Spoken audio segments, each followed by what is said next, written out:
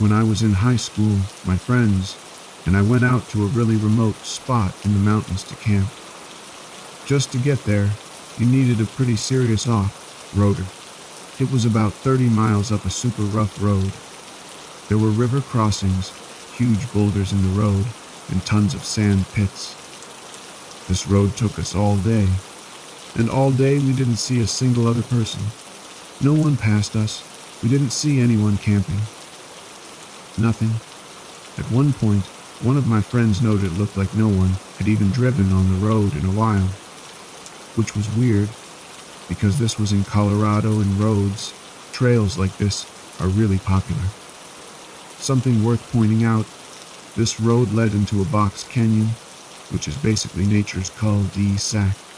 The road we were on was the only road in and the only road out. All around us was massive cliffs. And another thing, we were deep in the mountains, far from any cell service. On top of that, we were in a box canyon, which even if you're next to a city, never has service. All that said, we eventually got to the spot and set up camp.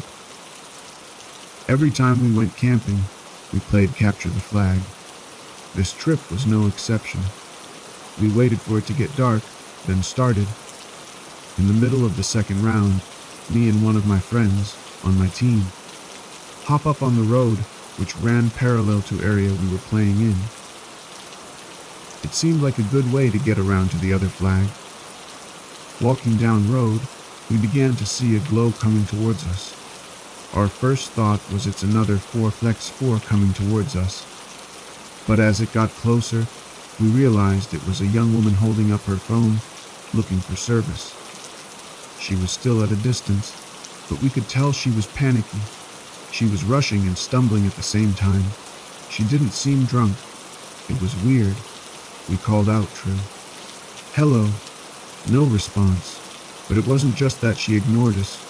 It was more like she didn't even realize we were there. We tried again. You woke. Nothing. As she's passing us, we realize she's crying. Again, you okay.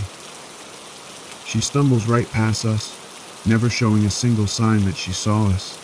The whole time, just looking at her phone for service. My friend and I are frozen. We watch her go, still stumbling, still crying. She rounded a turn, then disappeared. I yell out to everyone else to meet back at camp. We do. I tell them what we saw. And I'm not proud to admit this because it seemed like she needed help, but we got creeped out. We said we'd stay in camp at night, and in the morning, we'd go looking. The first thing we do in the morning is decide there must be some other people camped down the road. They must know her. So we go down to the end of the road. There's no sign of anyone. Then we decided to go to the entrance of the road and look for the woman. So we drive to the entrance, which took all day. Nothing. I still feel guilty for not trying harder to help her. But thinking about how she got in that position, it just doesn't make sense. She didn't look like a hiker. She had on regular jeans and a sweater. If she had gotten in the canyon from the other side, it would require a very technical descent. She would have needed gear, and she didn't even have a backpack.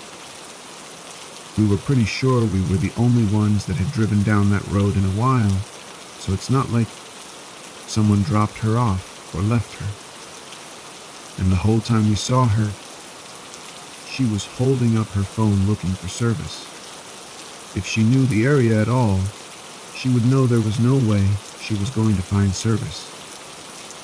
I don't know what to make of it, but I do know that the image of that woman stumbling in the dark, crying, has been seared in my brain ever since. Drifter on the trail. Right after graduating high school, me and 3 friends decided to hike the Appalachian Trail from central, West Pennsylvania to New Jersey. Out in the middle of the wilderness, miles from the nearest shelter, this weather-worn man with dirty, shoulder-length hair comes rushing out of the brush onto the trail in front of us. His outfit was mismatched hiking gear, and up close it was clear he had seen hard times. Though he was young, his hands were scarred, skin pockmarked, and around his waist, I kid you not, he had freaking a machete tied to his belt. So this fine gentleman introduced himself by the moniker Lone Wolf and claimed he was a lost through hiker, hiking the AT south to north. The fact he had no pack, however, was odd. But being really stupid 18-year-olds, with that sense of invisible energy common to that age, we didn't immediately get the hell away from him. He was weirdly charming, and we were kind of amused, in a perverse way. We figured he leaves us be if we were friendly, so we offered him some cigarettes. As he's smoking it, Lone Wolf starts staring at my friend Gwen with weird looks, and making uncomfortable conversation directed at her, and only her. So we took off pretty quick and hoped that would be the last we'd see of him. Nope. 2 hours later we break for a rest on a tall rock, and to our shock, we see Lone Wolf, machete and towel, sneaking along in the brush next to the trail. We immediately double our pace hoping to lose the guy, but he managed to follow us all day. With each hour we realize beyond any doubt that he is following us, and our pace became more and more urgent. By nightfall we lost track of the drifter, but we're jumping at every snapped twig and moving shadow. Hours pass, we don't see anyone, so we decide to build a fire. No one could sleep. Throughout the evening, we heard the periodic sound of brush and twigs breaking beyond the firelight. Half panicking, I called out to the darkness. Something is definitely moving, just out of sight. Hello. The noises suddenly stopped, and I felt the sinking dread of full panic chilling my blood. I drew my utility knife, sweaty palms shaking. We've got a gun. My friend shouts, alive. He reaches into his bag, and pulling the handle of a camping frying pan out, which in the dark looked vaguely gunny. He waved around in the firelight. There was silence, then rapid crunching leaves, and the more distant sound of twigs breaking. Then silence. The next day a local ranger came up to us as we were approaching the next shelter and asked if we'd seen a man matching Lone Wolf description. Apparently someone had been attacked, beaten, and robbed nearby. The ranger phoned the sheriff about our story and told us they'd look for the guy. The ranger saw we were shaken and was nice enough to give us a ride up a fire trail a few miles so we could get out of the area. I still shudder think about what that guy would have done had we not scared off. My friend and I were in the car ready to leave for a music festival when we got notice it was canceled. We were all ready to go, so we decided to just drive and find somewhere to camp for the weekend instead. We ended up in a sort of summer resort area upstate. It was the end of season, so the place was completely empty. But it was pretty nice lake and scenery, so we figured we'd stay. There were no pesky families with kids to interfere with the partying we intended to do. The semi-creepy but friendly attendant assigned us a site, so we drove down to it. We quickly noticed they'd put us in the site that was furthest away from everything. Literally on the edge of the woods. Surrounded by empty sites, completely isolated. We thought it was weird, but still, it was what we wanted, to just drink and smoke in the woods in peace. So we set up camp. Then fucked around until it got dark. As soon as we settled down in the tent and put out the lantern, we heard an unmistakable sound. Off to the left of us, where there was nothing but empty campsites, maybe 100 yards away, someone was slowly and deliberately sharpening an axe or a knife against stone. Long, slow, metallic strokes, over and over and over. My friend was terrified, but I was laughing, thinking this attendant guy was obviously fucking with us city slickers. She insisted we would have heard him coming, and decided to call the check-in booth. He was there. It was almost half a mile away. There's no way he could have gotten there in time, and we could still hear the sharpening sound. And the attendant guy confirmed there was no one in the place except us. We ended the night locked in the car, holding a can of bear mace. My friend fell asleep, but I watched and listened all night. Shortly before sunrise, the noise stopped. The sun came up, and there was nobody around anywhere. Still can't explain it. When I was a kid, my family and I would camp put a few times a year out at my grandmother's property. It was way out in the country, in rural Indiana. My dad is a big outdoorsy guy. He isn't a hunter, though. We got out there one year. This was the first time that year. We unpacked and got all set up. I helped set up and then went off into the woods. I still love being in the woods. And even back then, I never had a fear of being in the woods, even at night. I loved to hike through the woods at night, and sometimes I'd pretend I was some predatory animal and sneak around. Anyway, this was during the day. I'd probably been going for an hour when I came across these eep scratch marks in a tree. They were a solid 1.5 inches deep, 4 grooves, about 2 feet long. I'd never seen anything like this before. This is in Indiana, so no bears, no mountain lions, or anything of the sort. I regarded them for a bit, and then decided it was some random thing that happened. Maybe a tree fell down, or a deer was acting strange. I kept going. It started to get dark. I didn't wear a watch, so I didn't know what time it was. This was perfectly normal for me. I always came back to the campsite. As it started getting dark, I started heading back. I was in an unfamiliar part of the woods, but for some reason, I always can find my way back. The house lay silent. Then I come across more scratch marks. They looked similar, except these were in a tree called an Osage orange. It has extremely tough bark and wood, some of the strongest in the world. For something to do this to this strong of a tree, it had to be exceptionally strong. This time I took it more seriously. I assumed it was some dangerous creature, and quickened my pace back to the camp. It was very dark now. The crickets were chirping away, and if I hadn't been in the woods for so long, I wouldn't have been able to see. Probably around 30 minutes later, the house lay silent. I realized that the forest was dead silent. I had been so deep in my thoughts that I hadn't even noticed, but they had probably been silent for a few minutes. I was just really confused at why they stopped. I started looking around and moving much more quietly. This next part sounds crazy, but I promise it is true. I kept moving very slowly, and so very quietly. I was definitely scared now. It was a novel sensation for me, being scared in the woods. A quick side note, I am and always have been an atheist. So I am not going to attribute my luck to some supernatural force or anything. Now, like I said, this sounds crazy, but hear me out. I still remember this moment like it was yesterday.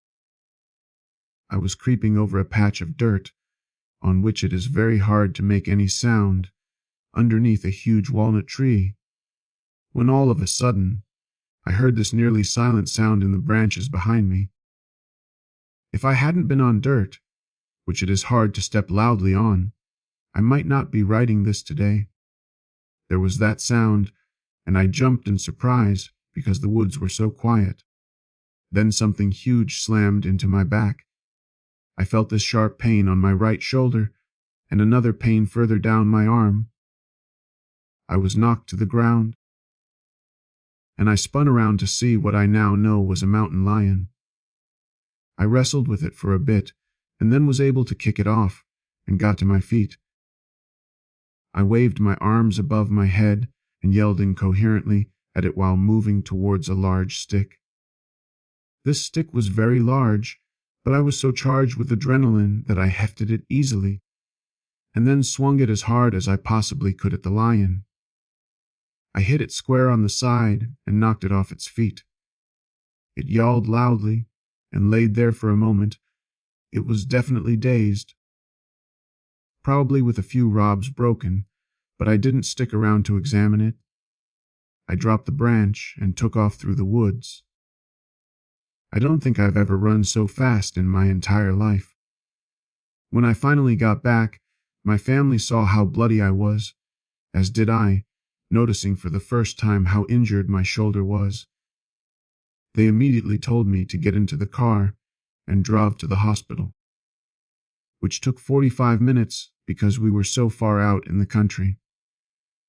I had to get surgery to fix a tendon in my shoulder. It bit right through it. My arm was okay. It was just a flesh wound from its claws. Looking back, I feel so lucky because it was undoubtedly going for my neck, and it somehow missed. A few days later, my dad read in the paper about how a mountain lion was sighted in the area where we were. A pet gotten loose, or something else I do not know. But I haven't been in those woods since. I definitely have one to share. Went out to Palomar near San Diego with my girlfriend, 2 friends, and their dog, Husky. One of my friends has had seasonal jobs in the National Park Service. He's very into the outdoors. He knew of a staging area that the utility company of the area, SDG&E, had up there in case they needed to store equipment for work of any kind. The house lay silent. I think the lot ultimately belonged to the Forest Service, though, because he had a key to unlock the gate to the area so that we could park our cars in there and camp for the night, look at the stars, and enjoy each other's company. We leave to go up there on a Friday evening, sun still up, and arrive there as it is getting dark. We used 3 cars to get there, so we parked them in a triangle formation and set up tents in the middle area. Once we got that set up, we had some food, a few drinks, and started checking out the stars. I had brought a high-powered laser pointer with me, which allowed us to specifically point out constellations in the sky. My friend in the Park Service utilized the laser pointer to give us an awesome 45-minute talk on the various constellations in the sky, and we were having a wonderful time. At this point, the house lay silent. My other friend's dog started acting up. She only gets hostile with strangers, but the 4 of us had been accepted by her for quite a long time already, so she was not barking at any of us. We stopped and looked over towards where she was looking. We saw a figure 30 feet away, in all dark clothes, standing there. It was a man who seemed to be a bit over 6 feet tall, but he was wearing a lot of clothing. I could not make out a face or anything else identifying about him. We were taken by complete surprise that there was another person around us, but we called out and said, "You there? What are you doing up here?" He responded by saying that he had been given a lift by the sheriff up to the top of the mountain to spend the night up here, since he didn't have a car to get all the way up here. This sounded bizarre and like something a sheriff would not do, but my friend kept up the chat.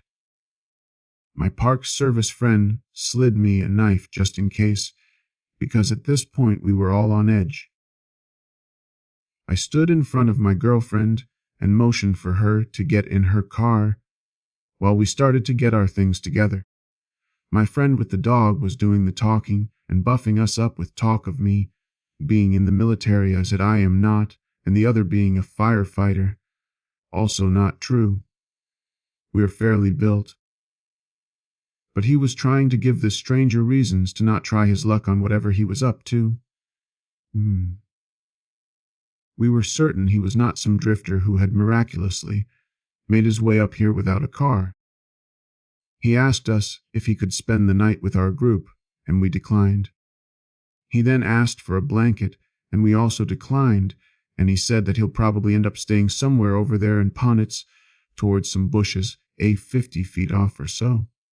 we said. "Coke, we'll be here. Have a nice night." And he walked off. This was a time for all of us to discuss what we wanted to do. In a clear unison, we wanted to get the fuck out of there. We all thought this stranger was full of shit. We started packing up our tents and other camping gear, and my Park Service buddy went to go unlock the gate again, which was around 300 feet away. So, it was me, my girlfriend, my buddy with the dog, and the dog. While he was unlocking the gate, the dog started acting up again. She was huffing back behind us to our left. We turned around, and my friend shone a flashlight, and sure enough it was the man again. He was approaching from an angle that was certainly not from where he had walked off in. He had tried to sneak towards us from a different direction. My buddy chatted him up again while I left our ring of cars and stood facing him. I honestly cannot remember what my friend said at this point, because I thought me and his dog were going to have to fight this guy off and stop him from doing whatever his intentions were. I had adrenaline pumping like I never had before. I was ready to do whatever it took to protect my friends. But he ended up walking off again. The house lay silent. We had another stretch of time to finish getting the remaining things together. At this point, it was get things done as fast as possible.